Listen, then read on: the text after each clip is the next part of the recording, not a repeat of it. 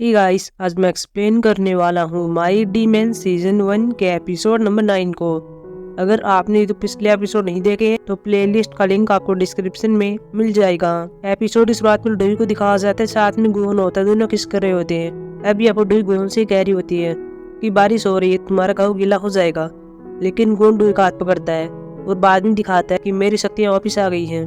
अगले समय दोनों घर पर होते हैं और इंटीमेट हो रहे होते हैं। सुबह देखते जब गोन उठा हुआ था, वो डुई को देख रहा था। बाद में डुई को जाग आती है और ये गोन की ओर देखती है और फिर अपना मुंह छुपा लेती है। गोन कहते ही क्या हुआ? डुई यहाँ पर कहती है तुम कब जगे थे, क्या मैं खराटे ले रही थी? लेकिन गोन मना कर देता है। वो डुई को बाहर आने के लिए कह रहा था ताकि मैं तुम्हारा चेहरा देख सकूं। लेकिन डुई कहती है कि मैं बाहर नहीं आ सकती, मुझे थोड़ी शर्म आ रही है। लेकिन गोन कहता है कि मुझे भूख लगी है। बाद में डुई कह रही होती है कि तुम तो कह रहे थे कि तुम्हें किल कॉफी की आवश्यकता है, लेकिन गोन कहता है कि शायद ऐसा नहीं है क्योंकि मैं लगभग इंसान बन चुका हूँ। अगले सीन में दोनों एक रेस्टोरेंट के अंदर आते हैं और यहाँ पर खाना खा रहे थे। डुई यहाँ पर पहले गोन से कहती है कि क्या तुमने पूरे रेस्टोरेंट को बुक नहीं किया? लेकिन गोन कहता है कि नहीं, मैंने नहीं किया क्योंकि मुझे इंसानों के बीच में रहना अच्छा लगता है। गोन बाद में वेटर को बुला रहा होता है और अपने लिए केक मंगवाता है, लेकिन यहाँ पर वेटर कह रहा होता है हमारे पास यहाँ पर केक नहीं है। बाद में गोन भी डुई से कह रहा होता है कि और चलते हैं, लेकिन डुई मना कर देती है और बाद में कुछ ऑर्डर करती है। लेकिन तभी आप दोनों देखते हैं कि यहाँ पर भूषण होता है, साथ में एक लड़की और होती है। ये दोनों डेट पर आए हुए थे। भूषण इस लड़की को बता रहा होता है कि मैंने किस प्रकार की शादी को ठुकरा दिया था। मेरा एक ग्रुप की सीईओ मुझे शादी करना चाहती थी, उसने शादी के लिए रजिस्ट्रेशन करवा दिया था, लेकिन मैंने मना कर दिया और मैंने कह दिया था कि मैं अमीर फैमिली में शादी नहीं करवाना चाहता। लेकिन तभी से गुन बोल पड़ता है और कह रहा था कि क्या सच में ऐसे हुआ था? भूषण बाद में लड़की से कह रहा था कि चलो यहाँ चलते हैं। बाद में दोनों जा रहे होते हैं। गुन भी डुई से कह रहा था मुझे अपना हाथ दो, मुझे इसको सबक सिखाना है। लेकिन डुई कहती है कि रहने दो, मैंने ही उसको शादी के लिए कहा था। डुई बाद में गोन से कहती है कि मैंने तुम्हें एक बात नहीं बताई, आज कंपनी की एनिवर्सरी है और आज मैं छुट्टी पर हूँ। अगले में दोनों नदी पर आ जाते हैं और यहाँ पर आइसक्रीम खा रहे होते हैं। गोन डुई से पूछ रहा होता है कि तुम्हें तो काम पर जाना अच्छा लगता था, अब क्या हुआ? तुम्हें तो काम पर जाना पसंद था ना? डुई कहती है कि ऐसा ही था, लेकिन अब ऐसा नहीं है क्योंकि मुझे एक राक्षस से प्यार हो गया है। अगले में सुनन को देखते हैं जो कि अपने घर पर होती है और इस बारे में सोच रही होती है कि डुई ने ऐसा क्यों किया होगा, वह चेयर वोमेन की पोजीशन को क्यों छोड़ रही है। अगले से डुई को दिखाया जाता है, साथ में गोन होता है। गोन अपने आसपास की चीजों को देखकर बुझा खुश होता है। डुई से कह रही होती है कि तुम पहले तो ऐसे नहीं थे। गोन यहाँ पर बता रहा होता है कि जो चीजें भगवान ने बनाई हैं उनसे ज्यादा मुझे चीजें पसंद आती हैं जो कि इंसानों ने बनाई हैं।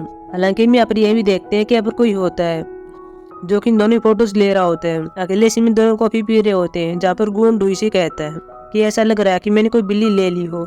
डुई यहाँ पर गोन से कहती है कि क्या तुम मेरी तुलना बिल्ली से कर रहे हो? तभी गोन पीछे देखता है कि अपनी कपल होता है और यहाँ पर गोन बेब सुन लेता है और बाद में डुई से कह रहा था कि बेब कहलवाने के बारे में क्या ख्याल है।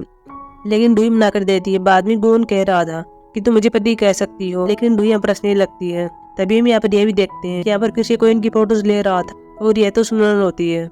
वह जानना चाहती है कि डुई के साथ चल क्या रहा है, वो अपनी विरासत को इतनी आसानी से क्यों छोड़ रही है। अगले इसमें डुई और गोन दोनों घर पर आते हैं और यहाँ पर डुई यह सुन लेती है कि यहाँ पर वही म्यूजिक बज रहा है जो कि उस आदमी ने बजा रखा था जो कि मुझको मारने के लिए आया था। गोन डुई से कहता है तुम ठीक हो? डुई यहाँ पर हाँ भरती है और अपने आप से कह रही होती कि वह बहुत ही घटिया इंसान था, उसने एक बढ़िया सॉन्ग को बर्बाद कर दिया।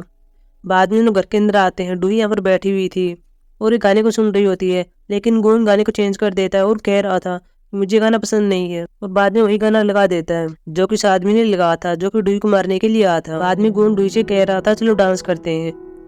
अभी दोनों साथ में डांस कर रहे थे। जब गोन डुई से ये भी कह रहा था कि अभी यह हमारा गाना है। अगले में सेयोकमिन को दिखाया जाता है, साथ में दो क्यों होता है, साथ में और आदमी होते हैं। सेयोकमिन यहाँ पर गोल्फ खेलने के लिए आया हुआ था। यह आदमी सेयोकमिन से कह रहे होते हैं कि शेयर होल्डर्स की मीटिंग बहुत जल्दी होने वाली है, लेकिन शायद अगली वीक नहीं हो सकती। उस मीटिंग में हम ही तय कर सकते हैं कि आप चेयरमैन होंगे। लेकिन अब सेयोकमिन इसके पास आता है और कह रहा होता है कि मैंने तुम लोगों को पहले बहुत सारे पैसे दे दिए हैं, अभी तुम्हारा काम है कि अगर कोई भी प्रॉब्लम आती है तो उसको तुम्हें ही सॉल्व करना होगा।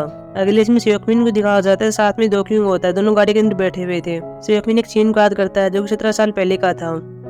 जापरी अपने घर पर आता है और अपनी माँ को ढूंढ रहा होता है और तभी यहाँ पर यह देखता है कि च्योंसू को कुछ हो गया था और अपने आप से कह रही होती है कि मैंने गंदे पाप किए हैं, मुझे खुद को धोना होगा। रियलिटी में यहाँ पर सेयोकमिन यह देखता है कि दोक्यूंग का एक फोन इसके हाथ में है, लेकिन इसके पास एक फोन और है जिसमें मैसेज आया हुआ था। सेयोकमिन दोक्यूंग से कह रहा था कि तुम्हारे पास दो फोन है। दोक्यूंग यहाँ पर हाँ भरता है और बता रहा था कि दूसरा फोन लड़कियों के लिए है, जो भी कंडीशन होगी मैं उसको खुद सुलझा लूंगा। अगले इसमें डुई को दिखाया जाता है, साथ में गोन होता है।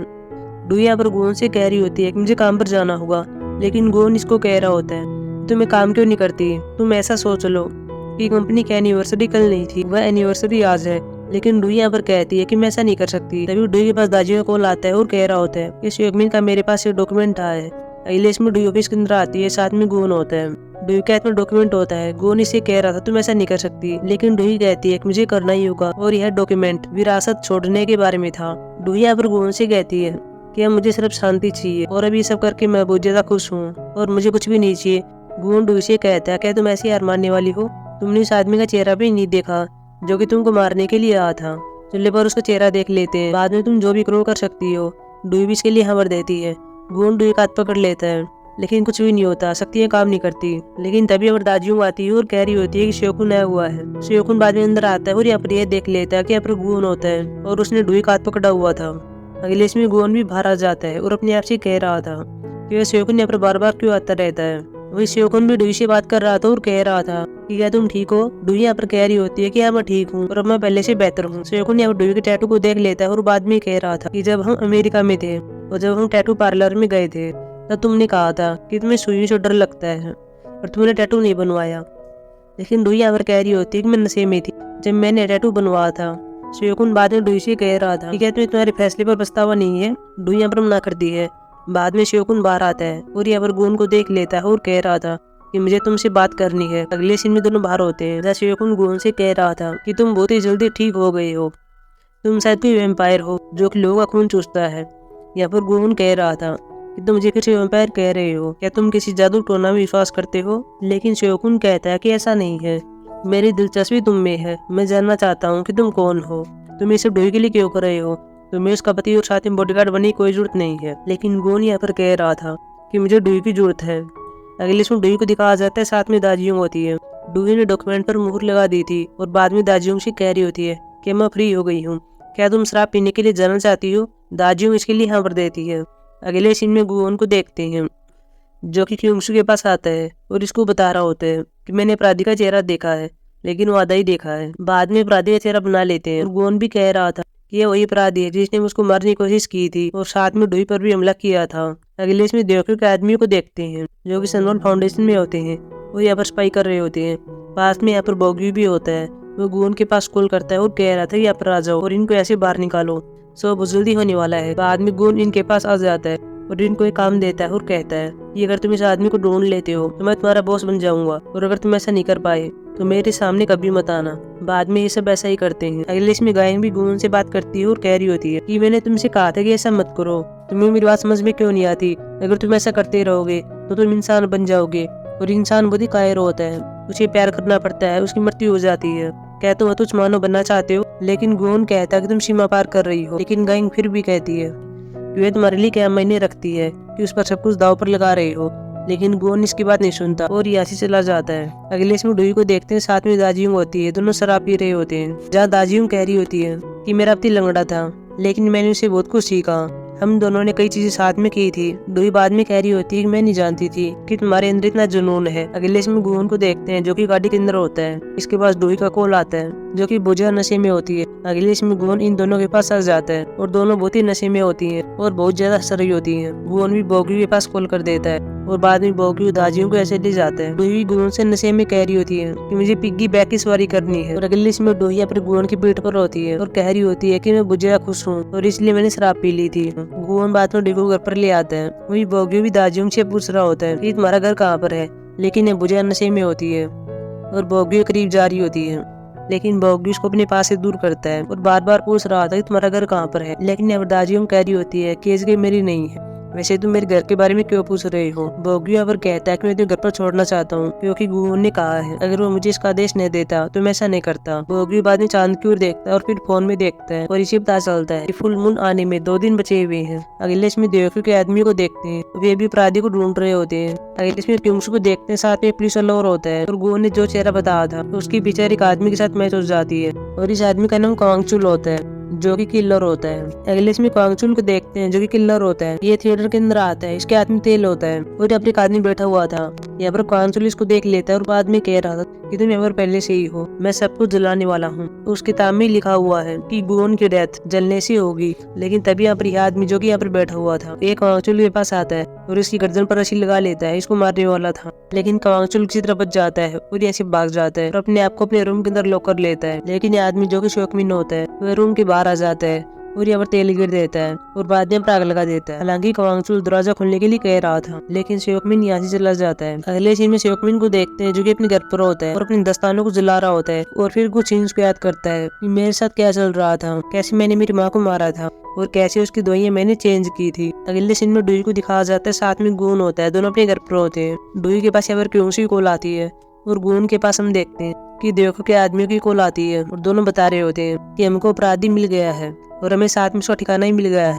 बाद में सब थिएटर के अंदर आते हैं, लेकिन यहाँ पर ये देखते हैं कि यहाँ पर पहले आग लगी हुई थी और क्वांगचुल की यहाँ पर डेथ हो गई है और क्वांगचुल को एक चाकू से ही मारा गया है। अगले इसमें डुई को देखते हैं, साथ में गुन होता है, साथ में क्योंसू होता है। क्योंसू ने क्योंचू की फोटो दिखा रहा होता है। डुई यहाँ पर कह रही होती कि जैसे मैंने सोचा था वो ये आदमी से भी सिंपल है, वैसे इसकी डेथ कैसी हुई है।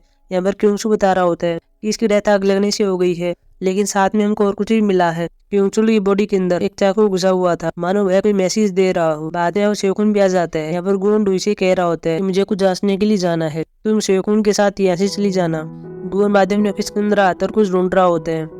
ये फिर बॉगी भी आ जाता है, लेकिन तभी गुन को मिल जाता है और ये वही डिवाइस होता है जो कि क्योंचुल ने लगाया था और बाद में बॉगी को बता रहा होता है कि मैंने अपराधी का चेहरा देख लिया था, इसलिए उसको मरवा दिया गया। यानी कि असली अपराधी अभी तक जिंदा है और वो जानता है कि अगर मैं किसी का चेहरा देख लेता हूँ तो मैं उसके बारे में पता लगा सकता हूँ।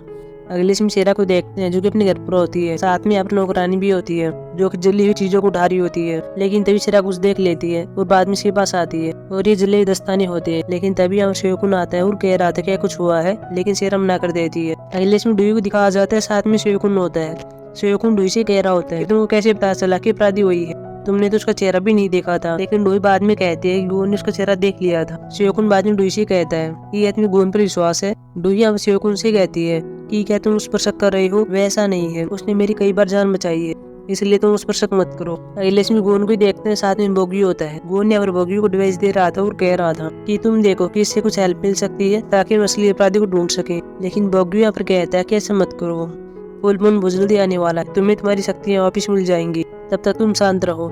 लेकिन तभी और गुन यह देख लेता है कि अब जितनी भी घड़ी होती है वे सब एकदम से बंद हो जाती है, इनका टाइम एकदम से रुक जाता है। अगले इसमें गुन अस्पताल के अंदर आता है और यहाँ पर युनशु से मिलने के लिए आया था। लेकिन यहाँ पर गुन यह देख लेता है कि यहाँ पर युनशु को पहले छुट्टी मिल गई, लेकिन अब वो अस्पताल में वापस आ रही है। तभी गुन देख भी लेता है कि मेरे पास युनशु जा रही होती है और साथ में उसके पेरेंट्स भी होते हैं। बाद में गुन यह भी देखता है कि मेरे जितने भी कॉन्ट्रैक्ट थे वे सब गायब हो रहे हैं। गुन बाद में सुकन्यू के पास आता है और कह रहा होता है कि ये सब क्या चल रहा है। सुकन्यू से कहती है कि क्या तुम पूरी तरह से इंसान नहीं बने हो। सुकन्यू बाद में गुन को इस जगह पर लाती है जो कि एक बार की तरह होता है। सभी लोग अब सुकन्यू को रिस्पेक्ट दे रहे होते हैं। हालांकि बाद में उनको पता चलता है कि सभी लोग ऐसा क्यों कर रहे हैं, क्योंकि सुकन्यू इनको होमलेस वुमेन नहीं लग रही है, इनको यह कोई और ही लग रही है। गुन भी अब सुकन्यू से कह रहा होता है कि क्या ऐसी बातें करने के लिए सही है। सुकन्यू बाद में चुटकी बजाती है और फिर ये दूसरी जगह पर आ जाते हैं। ऐसा सुकन्यू कई बार करती है। गुन बाद में सुकन्यू से कह रहा था कि तुम कौन हो। सुकन्यू से कहती है कि तुम तो चौंक गई होगी, क्योंकि मैं वह सब कुछ कर सकती हूँ जो कि तुम कर सकते हो, और ऐसा इसलिए है क्योंकि मैंने तुम्हें शक्तियाँ दी हैं। गुन बाद में सुकन्यू से कह रहा था कि तुम भगवान हो। अगले इसमें गायन को देखते हैं जो कि सनवर्ल्ड फाउंडेशन से बाहर आ रही होती है। लेकिन तभी हम यहाँ पर ये देखते हैं कि अब शोकुन होता है। अगले इसमें दोनों बात कर रहे होते हैं जहाँ गायन शोकुन से कह रही होती है कि तुम तो शायद डुई की फैमिली से होगे, तुम शायद उसके भाई होगे। लेकिन यहाँ शोकुन कहता है कि ऐसा नहीं है, डुई मेरे लिए सब कुछ है, वह मेरी फैमिली है और मैं तुमसे यह पूछना चाहता हूँ कि गुन कौन है। बाद में गायन कह रही होती है कि गुन एक डीमन है जिसको हम शैतान कहते हैं और वह इंसानों को नरक में ले जाता है। वही गुन भी सुकन्यू से पूछ रहा था और कह रहा था कि मेरी शक्ति मेरे पास क्यों चली गई, क्या मैंने कोई कॉन्ट्रैक्ट नहीं किया इसलिए ऐसा हुआ।